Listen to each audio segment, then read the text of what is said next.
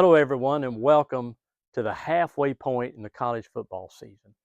Let's find out a little bit about what's happening in the ACC and the SEC this week with James.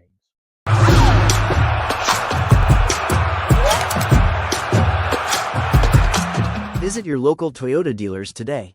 Toyota, let's go places. What's going on, world? It's your boy at Big Game James _36, and I'm here with Greg McGarity, and this is the TaxSlayer Gator Bowl Drop the Selection Show presented by Toyota, where each and every week we go over the landscape of college football and what it means and what it brings to the TaxSlayer Gator Bowl played December 27th at 7:30 p.m. on ABC in the great city of Jacksonville, Florida. Last weekend, again, college football did not disappoint. It did what it does every year. It gives us something new to stress about. But don't let 17 to 22-year-olds, or now darn near 33-year-olds, however old you want to be, mess up your fall, because December 27th, the TaxSlayer Gator Bowl are going to have two great teams from the SEC and from the ACC for us to be able to pick from if everything continues to go well. How was your weekend, Greg? It's pretty exciting. I tell you what, a lot of great games. And how can you explain Penn State losing to UCLA? Now, I know that doesn't affect us, but it's just an illustration of how nutty this football season is. Well, things in ways that it could affect us, and we don't typically look at other conferences, is we have pools. And if more teams, it gets the higher you rank, the more they are to be able to pull from that CFB playoff. It means that people are still in it. You don't necessarily have to win your conference championship game or play in it. You kind of just got to be in contention to be able to go to these different things. But in particular, going back over the weekend, I was at one game that didn't go very, very well for my school, but it did go well for another member of the committee. I guess both of his schools have beat me. He's 2-0 versus my alma mater. But what were some of the games that we should have been watching past weekend, and what were some of the outcomes, and what are your thoughts on those? Well, I think it's kind of a weird day. Virginia winning in overtime. You know, they're atop the ACC standings now with Miami. So you got some team. Duke beating Cal on the road was a big win. You know, Duke can't come to our game, but at least they're probably going to be in the mix to win 8 or 9 games this year. And flip it to the SEC. Georgia came back and had a dominate win against Kentucky, and then you saw Florida's huge win over Texas.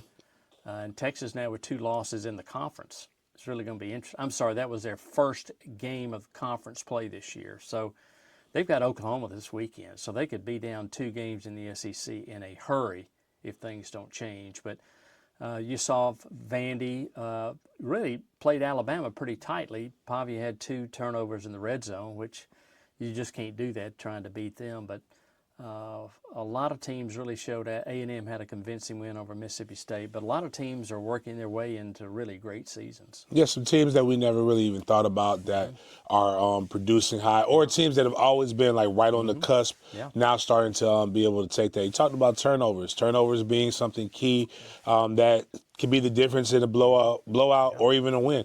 Coach Bowden used to say, if you look at every game, it really all comes down to 3 moments that were turning point moments in that. I believe Florida State had 4 of those, but big-time rivalry in Tallahassee, Florida. Doak Campbell Stadium sold out. Florida State and Miami. Yeah. Miami looks really, really good for those of you who like them. Carson Beck has them looking strong, looked like a top quarterback in that game. But turnovers, miscues, coaching crunches, what are some of your thoughts on that? Typically, Cristobal has been the one who's been known for having bad coaching moments, but it looked like he rubbed some of that off on Mike Norvell. Well, I think they just control the line of scrimmage, I thought, both ways, and they tackle so well. I mean, they are really a really good defensive team, but I think they've got all the experience. I think NIL has had a huge impact on that program, just like Texas Tech. Texas Tech devoted millions of dollars to their payroll. So I think you're seeing teams that really are making big expenditures have a lot of success, and I think that's just the way it's going to be in the future. You pay them, you have expectations. The other cool thing about the NIL transfer portal culture, which everybody Again, in the beginning, they all jump on it. It's always a bad thing. It's always because it's new. But again, you talked about Texas Tech, who has been around for a while. Most of us found out about them through Mike Leach, but now they're a major contributor in it. Miami. Looks like they've done some very, very good things. In particular, in that quarterback position, 2 years in a row, getting a top guy out of the portal. Virginia looks like they got some pretty good guys. It can take you from the bottom to the top very, very quickly if you have a formula and you know what you're looking for. Moving into this week's slate of games, what on the SEC side are the games that we should be looking for, and why? I think the noon game, Alabama going to Missouri, is going to be huge to see how Eli Drinkwitz, how they match up against Alabama, because they really hadn't really played anybody yet. So I think that's pivotal. I think South Carolina at LSU is a huge game for South Carolina and LSU. South Carolina can get back on track because their schedule is brutal the rest of the way. Oklahoma, Texas. I mean, if Oklahoma dominates Texas, then all of a sudden Texas is looking at a long way to go trying to get back to Atlanta. So their hopes may dwindle, because I think you can get to Atlanta with 2 wins, as Georgia did last year. I think you could even see a team get there with 3 losses this year. So I just think it's so balanced. Anybody can beat anybody on a given day. And I think Florida going to A&M, another great chance for Florida to work to try to get to 500 and become relevant again. Yeah, because nobody thought Florida was winning that game. But I do believe Texas A&M has some better things going for them. The Arch Manning struggling, to say the least, and Sarkisian trying to figure out what he wants to do with that. Good coach. Right. They're good in other areas, but it just looks like in college football, it's not necessarily the best technically sound quarterback. You got to have that good, just gritty, hard-nosed, focusing quarterback, especially in these 2 conferences. Haynes King being one of my favorite ones that I probably don't think will be a great NFL quarterback, but he's a very, very fun college quarterback to watch. But those are some great matchups there. In particular, because like you said, if Florida can win this, now Florida actually has more hopes and more optimism than they did a couple weeks ago. Absolutely. Moving into the ACC, what are some of the storylines that we should be looking at this week, as well as some of the games? Well, I think Georgia Tech, they had a close one at Wake. They have to avoid losing a game they're supposed to win, and I think they're favored in every game they play the rest of the way except when they play Georgia. So I think they've already beaten Clemson at home. I think Notre Dame, again, they could be in our pool. I think they'll run the table and be 10-2. I think Miami will play up. A lot depends on, as we mentioned, Georgia Tech earlier, but Duke is playing well. Cal's playing well. Cal cannot come to our bowl game this year, but it would be interesting to see them win 9 games and be in the pool as far as for a West Coast bowl. I think they'll stay on the West Coast, as would Stanford if they were successful this year. Which will help San Diego, which is one of the games we pick against. But I think FSU need to be careful, because Pitt is a type of team that can come in there and play. I'm not sure about Pitt's quarterback situation, but FSU needs to rebound, needs to flush the Miami game and get ready to go, because they can't afford any more losses. Mm-hmm. They have to be very, very clean. Yeah. A crazy situation based upon how they ended, not going to happen, but a crazy scenario is if Florida State does win out, they would only have 2 losses, which the name brand would put them into one of those top 12 teams to be able to take it.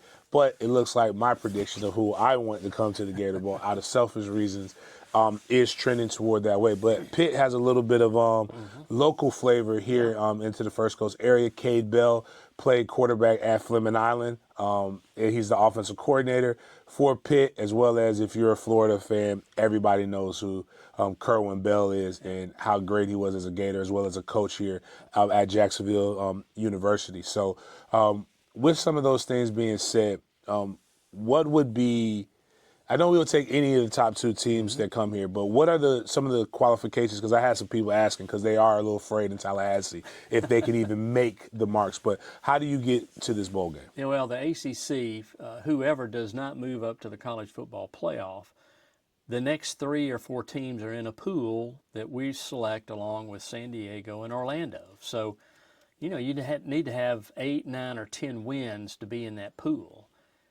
In the SEC, the teams that don't feed up into the college football playoff, then Orlando gets the first pick. And then it's just a mix-up of us and 5 other games, and hopefully it comes down to regionality, to where we can have a team that can maybe drive here like an Auburn. It'd be great to have here. Florida, if they could get a little momentum going there, it'd be great to see those 2 teams be in contention for our bowl. But ACC is much more prescriptive. You've got to win 8, 9, 10 games to be in that pool that we would be able to mix and match along with San Diego and Orlando. You brought up a point, just a question that I have that other people may have, and if you don't, doesn't matter. That's why I get to talk. How does Orlando get that first pick in the SEC from the SEC, and is that something that we could petition for when the contracts renew, or how does that work? Right now, they pay a little bit more, so it's all about the finances, and they pay a little bit more, and so there are a lot of nuances there that gives them a little privilege over us in San Diego. But who knows moving forward, James? Who knows what the bowl world is going to look like? The College Football Playoff Committee has to decide by December 1st, are they going to stay at 12? Do they go to 16? Or do they explode and go to 20-something teams? So all that's going to depend on how the bowls react. And, everything starts anew next year. So a lot of things are going to happen very quickly, but we're trying to prepare and be in the best position possible to maintain our relationship with both conferences, especially the SEC serving as the home conference. Gotcha. Well, that's interesting stuff. A lot of good football still left to be played. Yep. One of the biggest perks of being a part of the Chairman's Club and most of the people who are getting this video is being able to go scout a game. Yep. Make sure you take advantage of it as the college football season progresses. There are a lot of football games that you might not have been interested in that are very, very critical to the TaxSlayer Gator Bowl, which is played here in Jacksonville, Florida on December 27th at 7:30 p.m. on ABC. Take advantage of the perks, take advantage of listening to this and the knowledge that you get so that you can be smarter than the experts. For Greg McGarity, I'm at Big Game James _36. We will see you guys next time.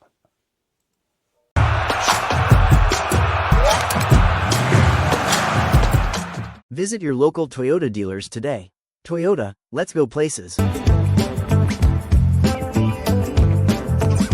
Welcome back for another Off the Field update. We have once again been busy. It's crazy to think that college football season is halfway over, but that means we're just closer and closer to the TaxSlayer Gator Bowl game day, and excited for that. So I want to just tell you a couple reminders about charity programs that we've talked about with these last few weeks.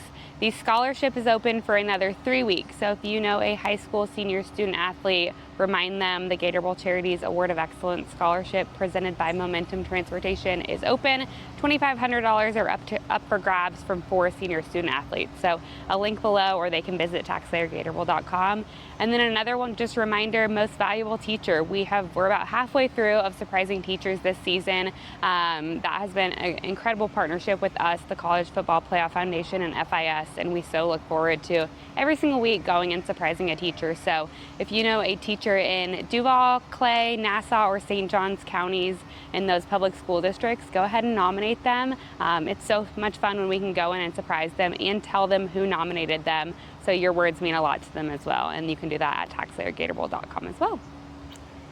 In other news, in Charities and membership is now reopened for new membership, and really what that means is we start prospecting now for the 2026 season. And so as we have a series of events over the course of the coming months, from full member socials to Bowl Lady events, to even game day, if you as an individual or as a company know someone who may be interested in joining membership, this is a perfect time to get them connected to us. It allows us to invite them into events, experience all that membership does in the height of football season, and then they would not actively engage as members until 2026, but a great opportunity to sort of loop them in the college football world. And so just reach out. There's probably a link below that will be an interest form that you can share with them, or just connect to one of us and we can reach out and invite them to an upcoming event. Interestingly, Kayla said it's halfway through football season. I did a little count for an event tonight. It's 79 days from today until kickoff. If that doesn't make your heart beat a little fast, it's okay, because mine's beating for the both of us. So in the coming weeks, you're going to hear some fun things about what we're doing more off the field, specifically Little Gator Bowl, and we'll get into a whole slew of events to close out the year. But in the interim, please share all that's happening here so that we can keep doing great things in the community. We'll see you next week.